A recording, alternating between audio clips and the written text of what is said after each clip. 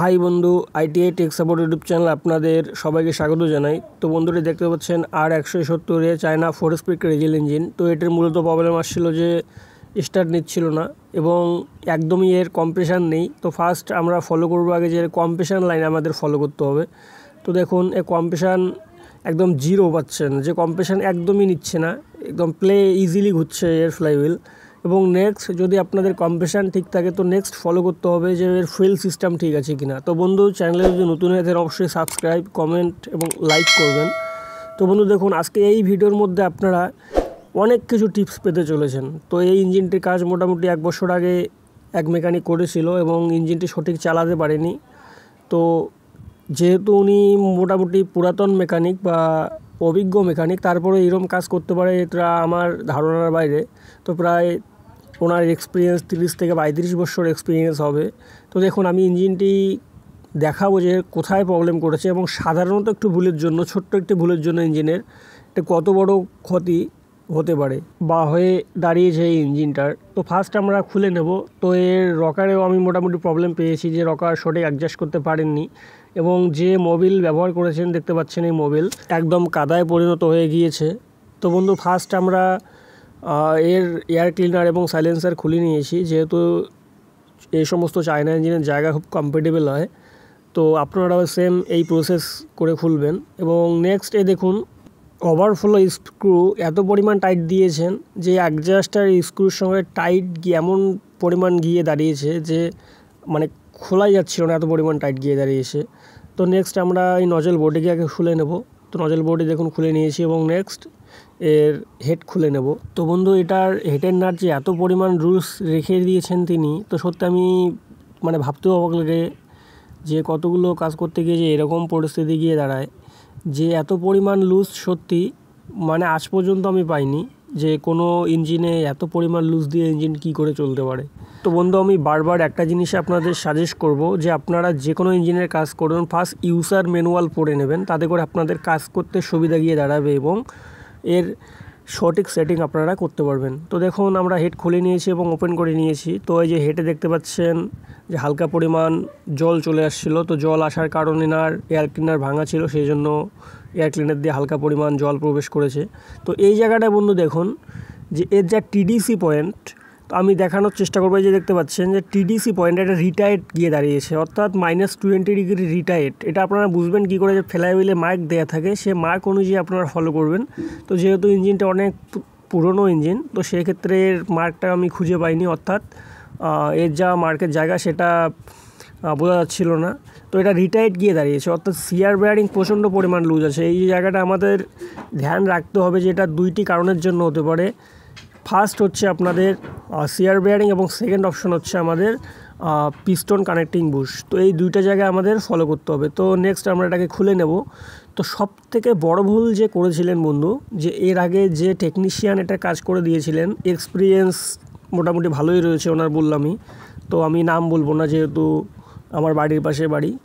তো এটার প্রবলেম যে দাঁড়িয়েছে এই যে কানেক্টিং, আমি বারবার একটা করে ইঞ্জিন যখন সেটিং করে দেখাই আপনাদের সামনে বারবার তুলে ধরি যে কানেক্টিং লাইন আপনাদের সঠিক রাখতে হবে। তো কানেক্টিং লাইন দেখতে পাচ্ছেন এই যে দেখুন।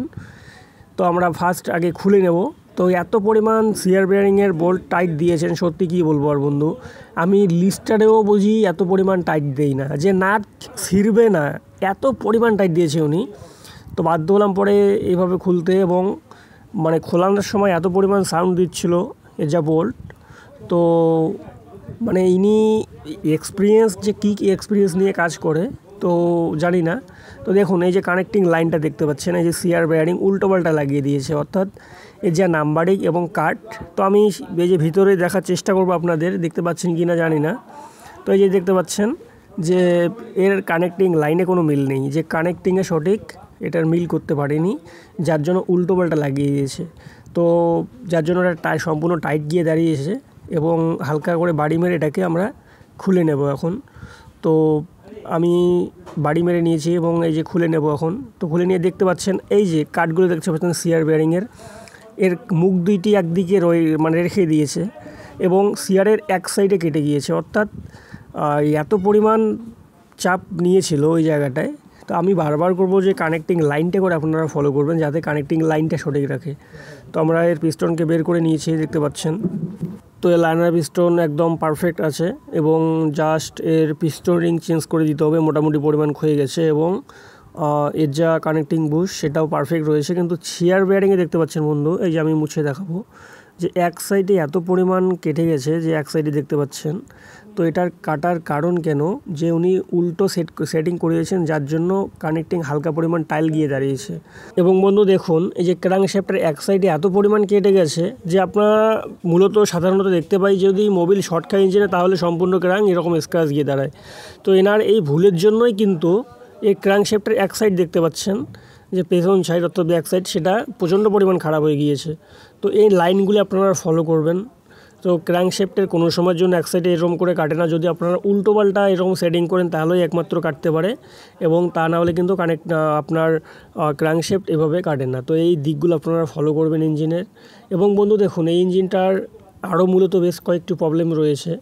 তো বন্ধু আমি একটা কথা বারবার করে বলবো যে ইঞ্জিন সেটিং করার সময় না, আপনারা যদি অভিজ্ঞ মেকানিক হতে চান, ইঞ্জিন খোলার সময় আপনারা সমস্ত কিছু বুঝতে পারবেন যে ইঞ্জিনের কোথায় কোথায় প্রবলেম গিয়ে দাঁড়িয়েছে। তো এই এক্সপেরিমেন্টগুলো আপনাদের যা শিখতে হবে। তো বন্ধু আমরা এটার ব্যাক কভার খুলে নিয়েছি, এবং ব্যাক কভার খুলে নিয়ে এই জায়গায় এর প্রবলেম গিয়ে দাঁড়িয়েছে প্লাঞ্জারের মধ্যে, যে দেখতে পাচ্ছেন। এটা দেখে সবাই ভাববে বা বলবে যে স্প্রিং ভেঙেছে, কিন্তু স্প্রিং ভাঙেনি। এটা প্রবলেম কী জন্য আসছে, যে এটা প্রবলেম, হ্যাঁ সবাই ভাববেন এটাই যে স্প্রিং ভেঙেছে, কিন্তু স্প্রিং ভাঙার জন্য এটা হতে পারে। এবং নেক্সট কি হয়েছে, এর যা তেল লাইনের পাইপ দেখতে পাচ্ছেন, এটি ভেঙে গেছিলো, যার জন্য হালকা পরিমাণ জল, মানে বৃষ্টির জলের মধ্যে সেটি হালকা পরিমাণ জল প্লাঞ্জারের মধ্যে প্রবেশ করেছে, যার জন্য কিন্তু প্লাঞ্জার প্রচণ্ড পরিমাণে জং চলে আসছে, যার জন্য এটা প্লাঞ্জার একদম জাম হয়ে গিয়েছে। এটা প্লাঞ্জার জাম হয়েছে, মানে স্প্রিং আদারওয়াইজ আপনার রোলার কাচার বা রোলার র্যাক এগুলো জাম হয়নি।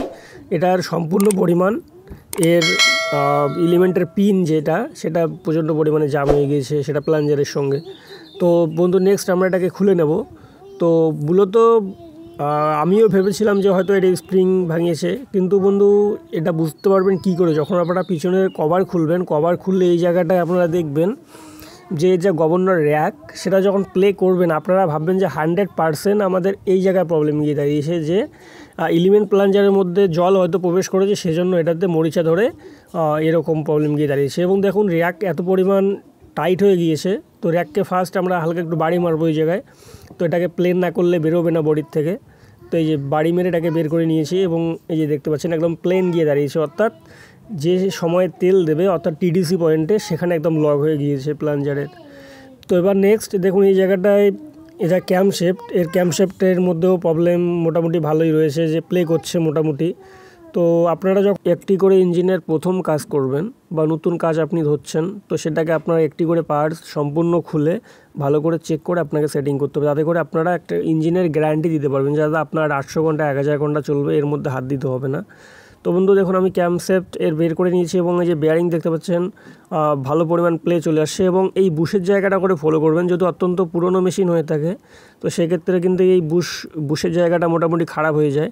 তো আপনারা এই এবং এর পিছনের সিস্টেমও ফলো করবেন, যে অনেক সময় দেখবেন যে আপনার ক্যামশেফট গিয়ার এবং ফুয়েল ক্যাম্প লুজ গিয়ে দাঁড়ায় অনেক সময় পুরনো ইঞ্জিনের। তো এই জায়গাগুলি আপনারা মাস্ট ফলো করবেন। এবং যেহেতু আমি এটা আগে ফলো করিনি যে ক্যামশেফটে প্রবলেম আছে এরকম বেয়ারিংয়ে, তো সেই জন্য ওটা বডিতে খুলিনি, আপনারা সেম বের করে এভাবে খুলতে পারেন। তো দেখুন আমি এটা খুলে নিয়েছি স্পিনারের মাধ্যমে হালকা করে বাড়ি মেরে। তো এটার গিয়ার বের করে নিয়েছি, এবং এই যে দেখতে পাচ্ছেন গিয়ার পিন রেখে দিয়েছি। এবং এভাবে করে আপনারা হালকা ফুয়েল ক্যাম্পের যে উঁচু জায়গাটা আছে ক্যামশেফটে, সেই উঁচু জায়গাটার মধ্যে রেখে সাইডে রেখে এভাবে করে বাড়ি মারবেন। যদি আপনাদের কাঠের মধ্যে বসিয়ে রাখেন তাহলে ভালো হয়। তো এনার বাড়িতে যেহেতু আমি পাইনি, তো সেহেতু আমি এইভাবেই এটাকে খুলে নেব এবং খুলে নিয়ে বেয়ারিং বের করব। তো বন্ধু দেখুন একটি ইঞ্জিনে যখন আপনারা কাজ করবেন, আপনাদের এই স্পেয়ার পার্টসগুলো ভালো করে সেটিং করতে হবে, আপনাদের দেখে দেখে সেটিং করতে হবে। এবং টেকনোলজি আমাদের মাথায় রাখতে হবে যে টেকনোলজি কী বলেছে। তো আপনি যদি হুবহু কাজ করে দেন, সেটিংস সঠিক করেন না, তো আপনার ছোট্ট একটি ভুলের জন্য দেখুন কত বড় ভুল এনার এখন ভুল যে ক্র্যাঙ্ক পর্যন্ত এনার চেঞ্জ করা লাগতে পারে। তো আমি ফার্স্ট এটা চেঞ্জ করবো না, যদি প্রবলেম গিয়ে দাঁড়ায়, দেখা গেল যে কিছুদিন পর 10 থেকে 20 ঘন্টার মধ্যে যদি সিআর বেয়ারিং কেটে যাচ্ছে বা 50 ঘন্টার মধ্যে কেটে যাচ্ছে, তাহলে এটার ক্র্যাঙ্কশেপ যদি চেঞ্জ নাও করেন তাহলে পালিশ করে দিতে হবে আপনাকে, অর্থাৎ এটাকে ক্র্যাঙ্ক কাটিং করে নিতে হবে। তো আপনারা যদি পান তাহলে চেঞ্জ করে দেবেন, না হলে আপনাদের পার্শ্ববর্তী গ্যারেজ থেকে আপনারা কাটিং করিয়ে লাগিয়ে দেবেন। তো বন্ধু, অনেক মিস্ত্রি বলে থাকে বা টেকনিশিয়ান বলে থাকে যে ভাই ক্র্যাঙ্ক কাটিং করলে নাকি ইঞ্জিনের শক্তি কমে যায় বা তাকত কমে যায়। তো বন্ধু ভুল, এগুলো কথা একদম ভুল, এগুলো একদম কান দেবেন না। এনাদের টেকনোলজি সম্বন্ধে কোনো ধারণাই নেই। আমি বলতে যাবো একদম সাধারণ কথা, যে টেকনোলজি সম্বন্ধে ওনাদের কোনো ধারণাই নেই। যদি অপশন না থাকে আপনি কাজ কিভাবে করবেন? আপনার ক্র্যাঙ্কশেপ যদি খারাপ হয় আপনারা অপশন পাচ্ছেন যে আপনারা কাটিং করতে পারবেন। আমি লিস্টারে বন্ধু 75 অর্থাৎ লাস্ট আর রাখি। তো এই সমস্ত ইঞ্জিনের 70 এবং 75 কোনো ব্যাপার না, চলে যাবে। তো অনেকেই বলবেন যে 75 অবধি রাখছেন আপনি, ইঞ্জিন বাস্ট হতে পারে। আরে বন্ধু, যদি আপনার সেটিং সঠিক না হয় তাহলে বাস্ট হবে না কেন? সেটিংস আপনাকে জানতে হবে। 75 কেন, আপনি 100-এও রাখতে পারেন, আপনার সেটিংস যদি ইঞ্জিনের সঠিক করতে পারেন। তো এগুলো আমাদের মাথায় রাখতে হবে। তো বন্ধু, এটার প্লাঞ্জারটা প্রচণ্ড পরিমাণে জাম পেয়েছি, তো পিনটা বের হচ্ছিল না, হালকা পরিমাণ বাড়ি মিলে এটাকে বের করেছি পিনটাকে, এবং রোলার বেরিয়েছে। এবং দেখুন এই যে র্যাক প্লে করছে না এখন। তো এভাবে আপনারা যখন আপনাদের এরকম প্রবলেম ফেস হবেন যে এলিমেন্ট প্লাঞ্জার প্রচণ্ড পরিমাণ টাইট গিয়ে দাঁড়িয়েছে, তো আপনারা করবেন কি, এলিমেন্টের যে এই যে র্যাক দেখতে পাচ্ছেন, কন্ট্রোলার র্যাক, সেই র্যাকটাকে হালকা পরিমাণ বাড়ি মারবেন, অর্থাৎ প্লে করাবেন। যখন প্লে করাবেন অটোমেটিকলি আপনাদের এলিমেন্টের পিন বাইরে বেরিয়ে চলে আসবে। এই যে দেখুন আমি প্লে করিয়েছি, এলিমেন্টের পিনে যে বাইরে চলে আসছে। তো যেহেতু হালকা পরিমাণ জং রয়েছে এর মধ্যে, তো হালকা পরিমাণে এভাবে করে বাড়ি মারবেন সামনের দিকে, নতুবা আপনারা স্ক্রুড্রাইভারের মাধ্যমে হালকাভাবে চাড়া দিয়ে এটাকে তুলে নেবেন। তো আমি তুলে নিয়েছি দেখতে পাচ্ছেন। তো যেহেতু প্রচণ্ড টাইট, আবার একটু লাগিয়ে আমি তুলে নেব। এবং এই যে দেখুন এর পিনের মধ্যে প্রচণ্ড পরিমাণ মরিচা চলে আসছে, যার জন্য এটি মানে একদম ভিতর থেকেই জাম গিয়ে দাঁড়িয়েছে। এবং স্প্রিং দেখতে পাচ্ছেন একদম কোনো কিছুই হয়নি স্প্রিংয়ের, এবং ভিতরের যে স্পেয়ার পার্টসগুলি সেগুলো ঠিক আছে। এবং নেক্সট আমরা এর অ্যাডজাস্টার স্ক্রু খুলে নেব, এবং অ্যাডজাস্টার স্ক্রু খুলে নিয়ে দেখব যে এর ডিবি ভাল্ব কী আছে। এবং প্লাঞ্জার তো মোটামুটি খারাপ হয়ে গিয়েছে, এটা পিন দেখে আমি বুঝতে পেরেছি। তো আপনারা জাস্ট একবার খুলে চেক করে নেবেন এভাবে করে। তো বন্ধু, আপনারা যতদিন না পর্যন্ত বাইরের থেকে একটা ইঞ্জিনের রোগ নির্ণয় করতে পারবেন না, ততদিন পর্যন্ত আপনারা কোনোদিন অভিজ্ঞ মেকানিকে পরিণত হবেন না। তো বন্ধু, আমি যেটা গ্যারান্টি দিয়েছি এই চ্যানেলে, যে আপনারা যদি আমার চ্যানেলের ভিডিও 1 থেকে 1.5 বছর স্কিপ না করে সম্পূর্ণ দেখেন, তাহলে আপনারা 1 থেকে 1.5 বছরের মধ্যে পারফেক্ট এবং অভিজ্ঞ মেকানিকে পরিণত হবেন, এবং আমি গড়িয়ে তুলব আপনাদেরকে। তো এই জন্য বন্ধু, চ্যানেল অবশ্যই সাবস্ক্রাইব করবেন, লাইক করবেন, কমেন্ট করবেন এবং শেয়ার অবশ্যই করবেন। তো বন্ধু, এই ইঞ্জিনের সেটিংয়ের ভিডিও এবং Z170-এর ভিডিও আপনারা পার্ট পেয়ে যাবেন। তো বন্ধু, আজকে এই পর্যন্তই, এবং ধন্যবাদ। ভিডিওগুলি ফলো করবেন।